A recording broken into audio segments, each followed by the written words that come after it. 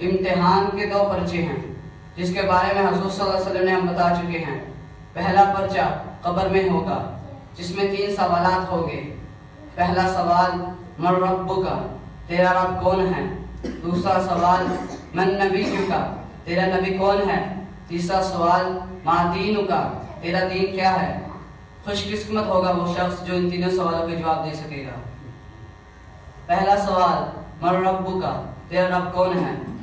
جس نے روزے رکھے ہوں گے، نماز پڑھی ہوگی، اللہ تعالیٰ کا ذکر کیا ہوگا، وہی کہہ سکے گا رب اللہ، میرا رب اللہ ہے۔ اور دوسرا سوال من نبیک، تیرا نبی کون ہے؟ تو جو اس سوال کا جواب وہی شخص دے سکے گا جس نے شریعت کے مطابق زندگی گزاری ہو، حضور صلی اللہ علیہ وسلم کی سنتوں کے مطابق زندگی گزاری ہو۔ اور تیسرا سوال ما دینک، تیرا دین کیا ہے؟ تو صرف وہی بتا سکے گا جس نے دین کے مطابق اپنی زندگی بسر کی ہوگی۔ آج کل ہم مسلمان صرف جمعے کی نماز پڑھنے آتے ہیں۔ کیا ہم پہ بس جمعے کی نماز فرض ہے؟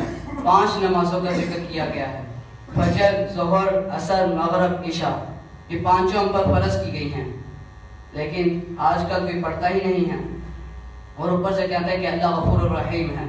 اللہ تعالیٰ نے قرآن پاک میں ارشاد فرمایا ہے نبئ عبادی انی انا الغفور الرحیم، اے میرے نبی میرے بندوں کو بتا دو میں غفور الرحیم ہوں۔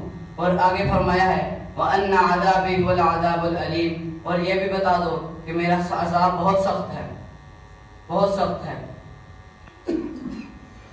حدیث